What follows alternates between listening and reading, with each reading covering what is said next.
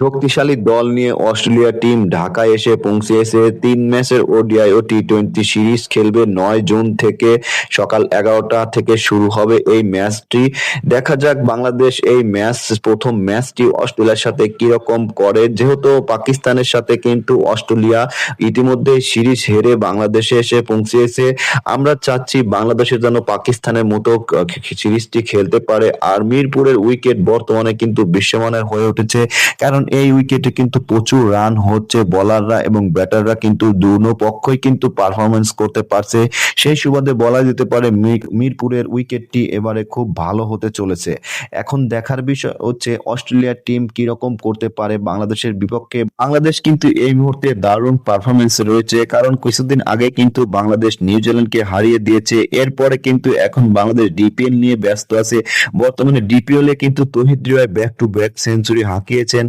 দল কিন্তু তৌহিদ হৃদয়কে নিয়ে কিন্তু অনেকটাই আশাবাদী। আর বর্তমান যে পেসার গুলো আছে সত্যি বিশ্বমানের পেসার।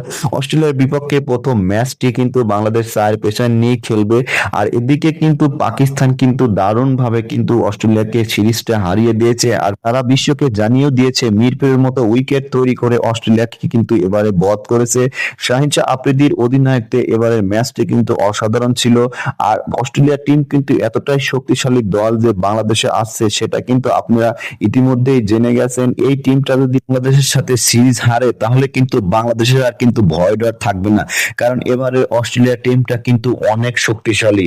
তাই বাংলাদেশ চাইবে এই টিমটাকে হারিয়ে বাংলাদেশ একটি উচ্চ পর্যায়ে দাঁড়াতে। আমরা সবাই চাই বাংলাদেশ উঁচু পর্যায়ে দাঁড়িয়ে প্রেজেন্টেশন করুন। আর অস্ট্রেলিয়া টিম হারলে কিন্তু বাংলাদেশের জন্য বিষয়। সামনে কিন্তু 2027 বিশ্বকাপ দল অনুষ্ঠিত হবে। সেই সুবাদে কিন্তু বাংলাদেশকে এখন ভালো পারফরমেন্স করে 2027 সালে কিন্তু সেটা দেখাতে হবে। আর অস্ট্রেলিয়া টিম এজন্যই কিন্তু শক্তিশালী দল নিয়ে কিন্তু তারা বাংলাদেশে এসেছে। এমন দল কিন্তু এর আগে কিন্তু বাংলাদেশে তারা পাঠায়নি, কারণ তারা ভেবেছে বাংলাদেশ অনেক ছোট দল, অনেক দুর্বল টিম। এই জন্য তারা কিন্তু মোটামুটি টিম নিয়ে কিন্তু বাংলাদেশে এসেছে। অস্ট্রেলিয়া টিম যদি বাংলাদেশকে এখন হেলা করে তাহলে কিন্তু তারা ভুল করবে, কারণ এই বাংলাদেশ কিন্তু আগের বাংলাদেশ নয়।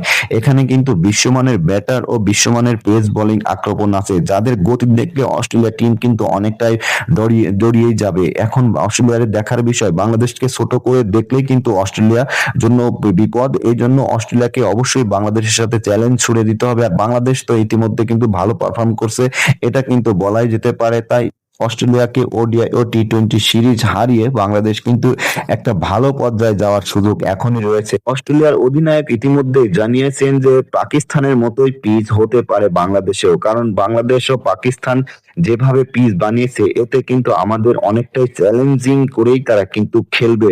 আর অস্ট্রেলিয়া টিম কিন্তু পাকিস্তানের বিরুদ্ধে একটি ম্যাচে কিন্তু উইন হয়েছে আর দুটি ম্যাচে হেরেছে। ভিডিওটি ভালো লাগলে লাইক করিও, চ্যানেলটি সাবস্ক্রাইব করে বেল আইকন বাজিয়ে